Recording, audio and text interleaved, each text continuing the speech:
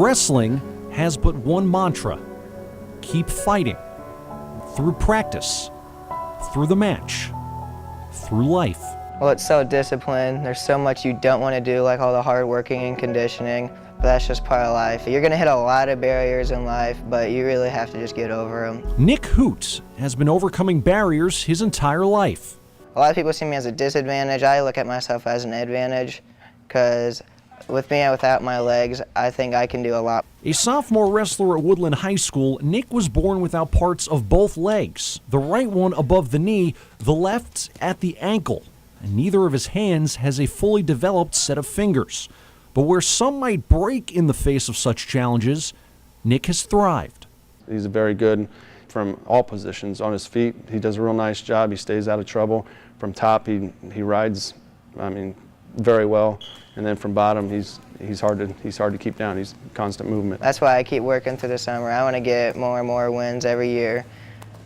Knowing that everyone has all their eyes on me because they're not used to seeing someone like me wrestle that often, I know I have to go out there and be the best.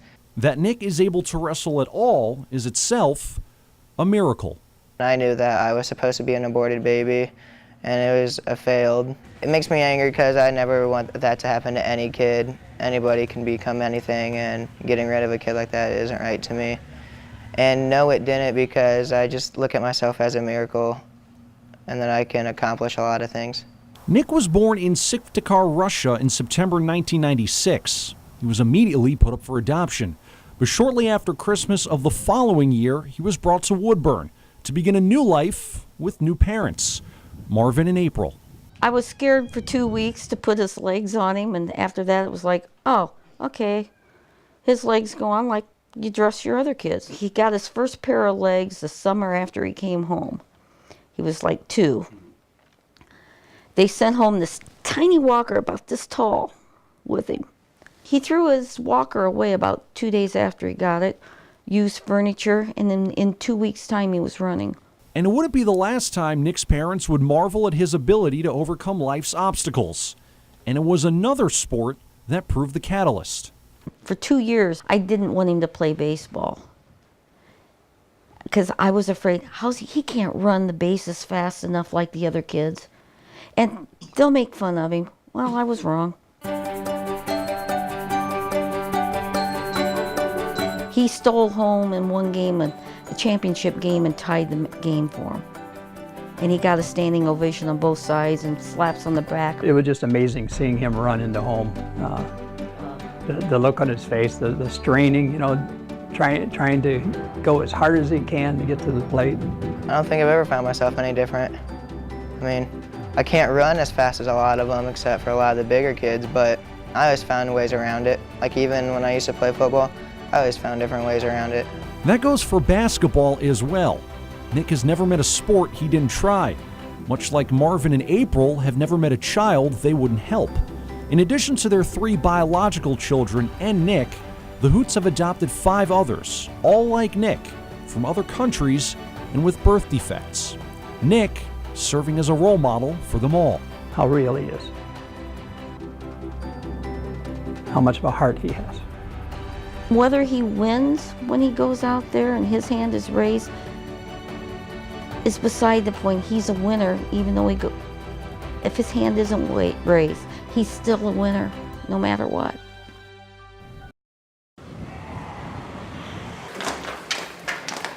You get him on in the first inning, it's almost an automatic double.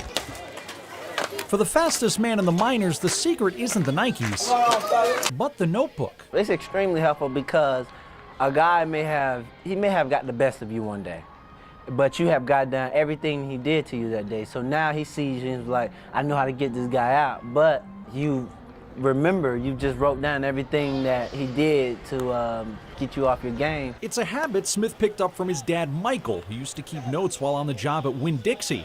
But the hand-me-downs don't end there. Speed really runs in the family. Mom and dad were world-class athletes, too. My mom ran track. My dad played football. They both attended Florida A&M. Surely then Smith is the finely tuned product of 2 speedsters. The funny thing is, I'm the slow one in the family. People don't believe that. Believe it. Older brother Michael was a 1,000-yard rusher at Arkansas, As for his sisters, Lauren Smith ran track at the University of Florida. L'Oreal Smith might be the fastest of them all. She ran the 110-meter hurdles professionally. Then there's this guy. Well, I mean, it's unbelievable. The guy gets on first base, and next thing you know, he's on third, and we're up 1-0 in the first inning. Alex has got the okay to pretty much run at will. You know, certain points in the game, like today where it got out of hand, you know, we'll shut him down and just take it station to station. But yeah, for the most part, he's free to run at will. Sometimes it's like, yes, you know, you feel it, you see the guy barely even moved his foot and you were out of there and you're like, okay, yes, there's no chance. That's pretty much what you're doing, just, you know, posterizing the pitcher and the catcher like, hey, I didn't even need nobody to drive me in. I'll go get this bag on my own. How do you get ready for your workday? Everyone has to touch the rock. What's part of your routine? You have something tangible that you can actually touch. Right now, right here, let's go. It used to be, I'm not sure where out in this practice field, it was hiding underneath the earth, and there was just a little bit showing. Everybody kept hitting it on their knees when they get tackled. But we kept cutting it back, digging it back, and it ended up being this rock. Some traditions begin with a random act. Others are inspired by wins. And some are simply pulled out of the ground. Just knowing so many great players have gone through lures and have carried the tradition, and just knowing that we can be a part of that with them. Like it's still, we all carry the same load, and so when we touch that rock, we want to come out and be just as great as them. It's just remembrance that everybody's blood, sweat, and tears are out on this football field, and it just gives you that power. It means that we have a lot of tradition to hold up, and we got to keep into it. All the players who come through here over the years has been part of that rock. And that's what we want to make them realize. I've seen where young men have come down and this rock has gotten them through injuries, has gotten them through two-a-days, has gotten them through everything that we've asked of them by coming down and touching the rock. And come Friday, it will ready them for another night of work. In Fort Wayne, Joe Whelan, News Channel 15 Sports.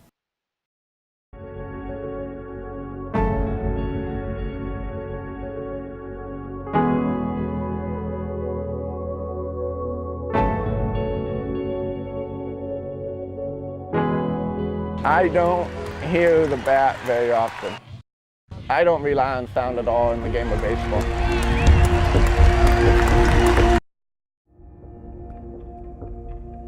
I believe I'm 100% hearing impaired in my left ear and about 90 to 95% loss in my right ear, which is severe to profound. Baseball is a game rich in sight and sound, but Scott Woodward's game is played in silence. Some people say that because of my hearing disability that they don't think that I'll be able to do what a normal person can do. But the only problem with me is that I can't hear like everybody else can, but everything else on my body works just fine. But it wasn't always that way. Scott Woodward was born on December 3rd, 1988. And by the time he had passed his first birthday, it was apparent something was terribly wrong. At 14 months, he was stricken with spinal meningitis. And we knew the first thing was to save his life. I just said, what's meningitis? You know, you've heard of it, but until you actually firsthand experience it, you don't know what it is. He had pneumococcal meningitis, which tends to run a higher risk of a hearing loss. As soon as he was released, we went to the ENT and they did the testing and confirmed the hearing loss. I remember going up to him shortly after when he was at home and just banging pots and pans behind him and he didn't budge.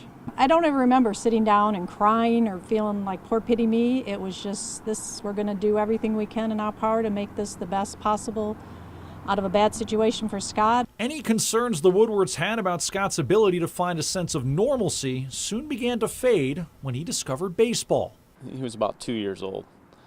I tell the story about going out front with the big-barreled wiffle ball bat, standing about 4 or 5 feet away from him, and he would take a cut at the ball, and once you tossed it, you would duck because he would hit it so hard.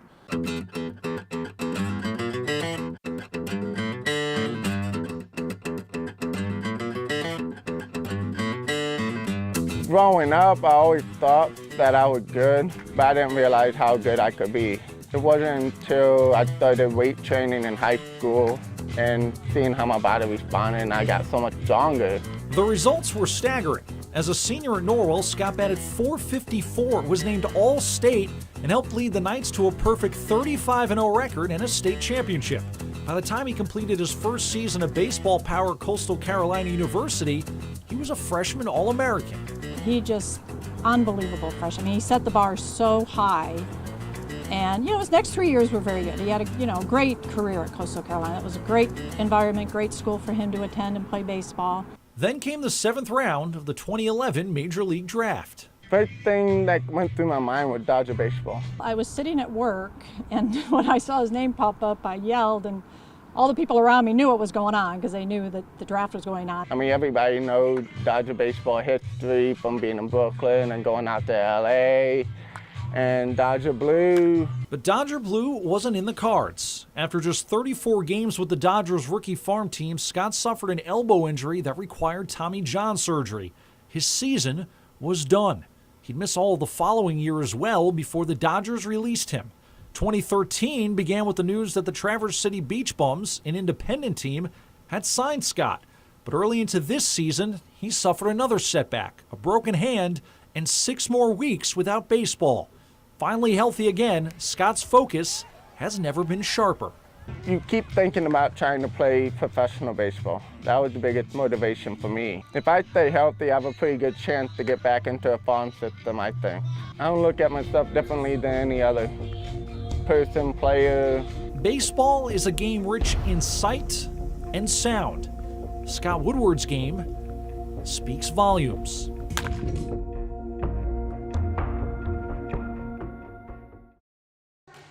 Been working on a baseball field now for probably 45 years in one capacity or another. One of my favorite sayings in this game, knowledge does not replace hard work. For 4 years, no one has worked harder or longer. A game day, I'm usually here around 7. On a firework night, we'll leave at midnight. Then Tin Cap's head groundskeeper Keith Winter and his crew.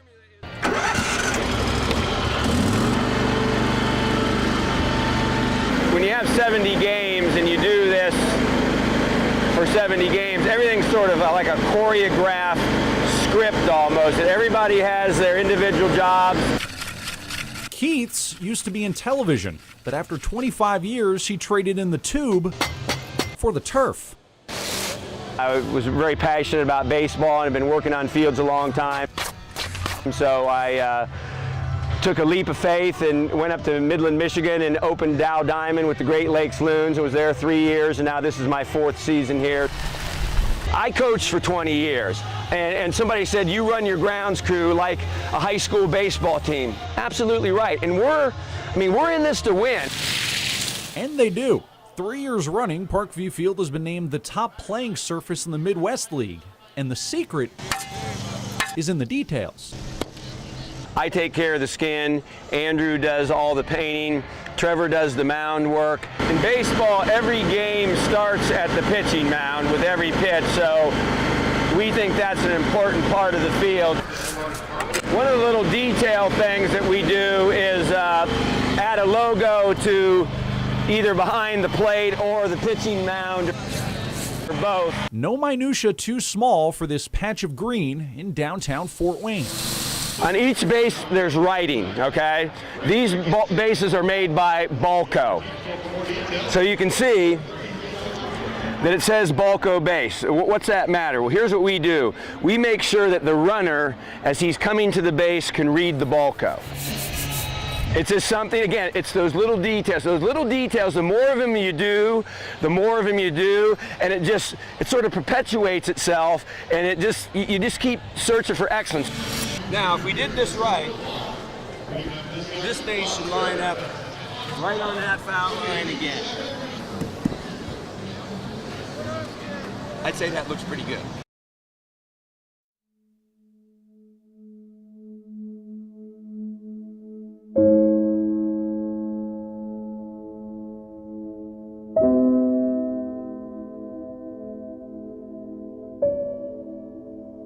Before the triumph, before the downfall. There was the cover. Porter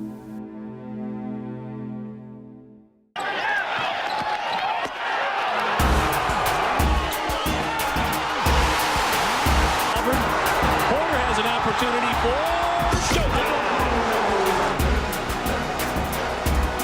I just remember this Auburn team with this high-flying guy with this big fro, high-flying tip dunks, alley-oop dunks.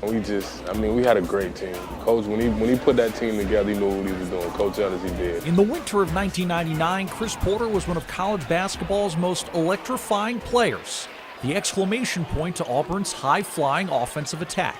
That November, Sports Illustrated proclaimed the Tigers the nation's #1 team and put Porter in the spotlight.